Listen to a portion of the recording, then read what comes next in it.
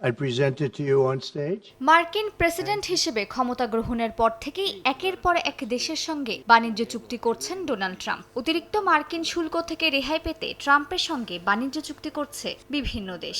এবার জাপানের সঙ্গে নতুন এক চুক্তির ঘোষণা দিয়েছেন তিনি। সামাজিক যোগাযোগ মাধ্যমে মার্কিন প্রেসিডেন্ট জানান, জাপানের সঙ্গে ইতিহাসের সবচেয়ে বড় চুক্তি সম্পন্ন করেছে যুক্তরাষ্ট্র। এতে ওয়াশিংটনে $৫৫,০০০ কোটি বিনিয়োগ করবে টোকিও। একই সঙ্গে জাপান থেকে আমদানিকৃত পণ্যের আগের ঘোষিত ২৫% থেকে কমিয়ে ১৫% শুল্ক আরোপের সিদ্ধান্তের কথা জানান তিনি।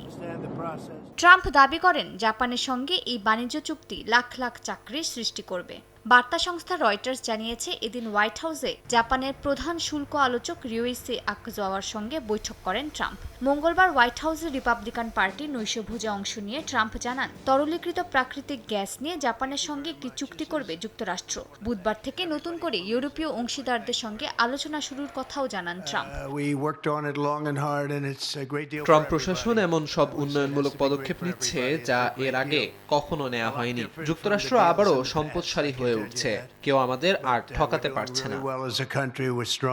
একই দিন হোয়াইট হাউসে ফিলিপিন্সের প্রেসিডেন্ট ফার্দিনান্দ মার্কোস জুনিয়রকে স্বাগত জানান ট্রাম্প। বৈঠকে ফিলিপিন্স থেকে আমদানিকৃত পণ্যে ১৯% মার্কিন শুল্ক বসানোর ঘোষণা দেন তিনি।